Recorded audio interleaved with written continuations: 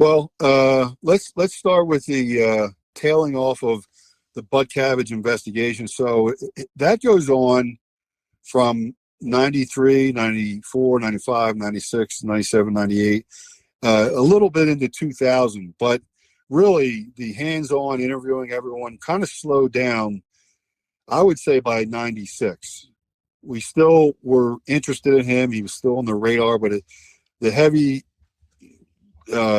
investigative phase kind of slowed down.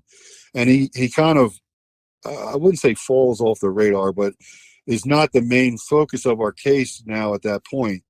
What Butcavage does is separate from all of this, in his own twisted world, starts grooming a boy whose mother has a crack habit and is being fed drugs by Butcavage, and through her own tape statement to PA State Police.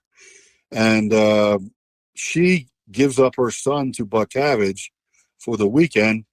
He takes him to this house in Cochranville, and the rule is they have to remove all their clothes at the door and not put them back on until they leave at the end of the weekend.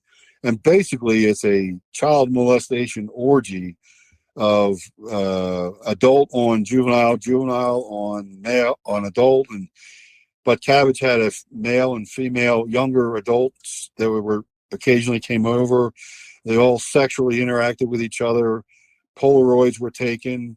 I don't have any proof of this, but it seemed like Butcavage was trying to sell or make movies, child porn movies, and sell them. However, he was going to do that. That was never proven, but he was taking a lot of Polaroids and trying to get movies of all these interactions. And what he does, what most child molesters do, is they use their victim to lead them to the next victim. There's a total of 3 where he brings them out to this house in Cochranville. Some were two of the 11 and 12 years old. 2 of them were at the house at the same time for the weekend.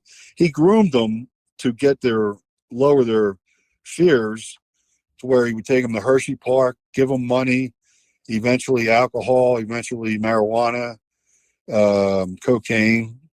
And just to be clear, you're describing this because he's ultimately convicted, correct?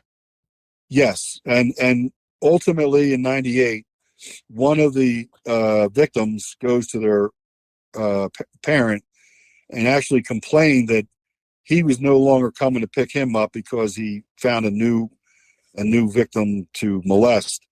So the Pennsylvania State Police get involved and do an outstanding job. And Butcavage is charged with 196 counts.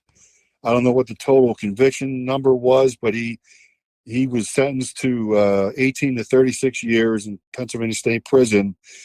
He's eligible for parole 2017, and his max date is 2035.